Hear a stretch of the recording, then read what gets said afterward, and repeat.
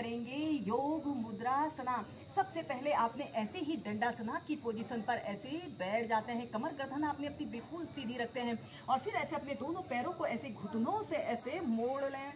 ऐसे वज्रासना की पोजीशन पर आप बैठ जाएं। आपके पैर के अंगूठे एक दूसरे को स्पर्श कर रहे हों और दोनों हील के बीच में आपने बैठ जाना है। अपने दोनों हाथों को ज्ञान मुद्रा, वायु मुद्रा, ध्यान की कोई भी मुद्रा बनाकर ऐसे अपने घुटनों के ऊपर रख लेते हैं और एक आरामदायक अवधि के लिए कम से कम 15 से 20 मिनट इस अभ्यास को आप किसी भी समय प्रैक्टिस कर सकते हैं। यह अभ्यास हमारे डाइजेशन से जुड़े समस्त विकारों को दूर करता है। जब भी आप खाना खाएं, खाना खाने के तुरंत बाद इस अभ्यास को आप जरूर प्रैक्टिस करें।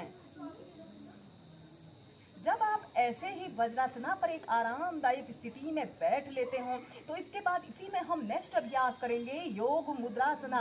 ऐसे आपने अपने दोनों हाथों की ऐसे मुट्ठी बांध लेते हैं, अंगूठा अंदर की तरफ रहेगा और मुट्ठी के बीच वाले छिद्र को ऐसे अपने नाभि केंद्र के पास ऐसे रख लेते हैं और फिर अपने एक हाथ को ऐसे अपनी मुट्ठी के ऊपर से ऐसे रख लें और फिर ऐसे अपने पेट को अंदर की तरफ पिचका लेते हैं। लंबी गहरी श्वास अंदर भरते हैं और श्वास छोड़ते हुए ऐसे आगे को झुक जाएं और ऐसे आगे को सीधे देखते हैं। कम से कम 2 मिनट तक ऐसे ही इस अभ्यास को कीजिए। यह अभ्यास हमारे पेट में रुकी हुई वायु को बाहर निकालने के लिए बहुत ही अच्छा अभ्यास है।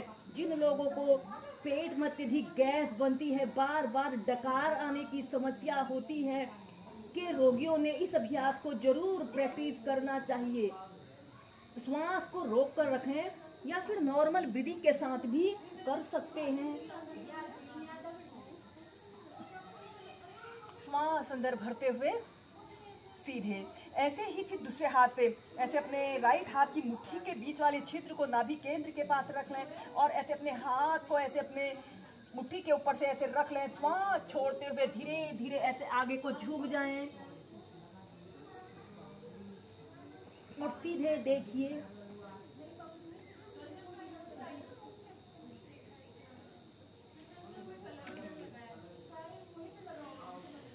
फिर सीधे हम नेक्स्ट अभ्यास करेंगे कागासना योग। और सबसे पहले आपने ऐसे ही कागासना की पोजीशन पर ऐसे बैठ जाते हैं। अपने पैरों के बीच में ऐसे कम से कम आधे फीट का ऐसे स्पेस रख लें और अपने दोनों हाथों को ऐसे अपने घुटनों के ऊपर ऐसे रख लें ऐसे, या फिर अपने दोनों हाथों को ऐसे घुटनों के आगे से रखते हुए ऐसे अपने पेट की तरफ, अपने दोनों घुटनों को पेट की तरफ प्रेशर देने की कोशिश करें और एक आरामदायक अवधि के लिए कम से कम 2 से 5 मिनट इस अभ्यास को आप प्रैक्टिस कर सकते हैं। या फिर ऐसे अपने दोनों हाथों को ऐसे अपने आगे से भी रखकर इस अभ्यास को आप किसी भी समय प्रैक्टिस कर सकते हैं। वज्रासना के बाद यह एक ऐसा अभ्यास है जिसे आप खाना खाने के तुरंत बाद भी प्रैक्टिस कर सकते हैं। इसके बाद हम नेक्स्ट अभ्यास करेंगे कटी चक्रासना। आपने ऐसे ही सीधे खड़े हो जाना है और अपने दोनों पैरों के बीच में ऐसे कम से कम 1 से 1.5 फीट का ऐसे स्पेस रख लेते हैं और अपने दोनों हाथों को कंधों के समानांतर ऐसे सीधे कर लेते हैं और फिर ऐसे अपने शरीर को ऐसे ट्विस्ट कर लेते हैं और ऐसे सीधे देखिए। 10 सेकंड तक ऐसे ही रुकें। फिर सेंटर में आइए, फिर दूसरी साइड से। यह ट्विस्टिंग का एक बहुत अच्छा अभ्यास है। इसे करने से हमारे पेट से जुड़े समस्त विकार दूर होते हैं। सीधे ऐसे ही कम से कम इसे आप दोनों साइड से 5 से 6 बार कीजिए।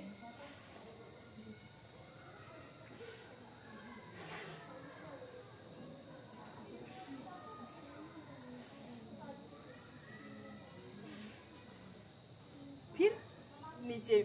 इसके बाद इसी कटी चक्रासना के नेक्स्ट वेरिएशना को करने के लिए आपने ऐसे ही सीधे खड़े हो जाना है और अपने दोनों हाथों को ऐसे कमर के पास ऐसे रख लेते हैं और फिर इसके बाद आपने अपने दोनों हाथों को कंधों के पार्श्व भागों में ऐसे फैला लें। अपने राइट हाथ को ऐसे अपने लेफ्ट कंधे के पास ऐसे रखें और ऐसे अपने हाथ को ऐसे अपने कमर के पास रखते हुए ऐसे अपने शरीर को ट्विस्ट कर लें और अपने लेफ्ट पैर के हील को देखिए। 20 सेकंड होल्ड करने के बाद फिर सेंटर में, फिर दूसरी साइड से।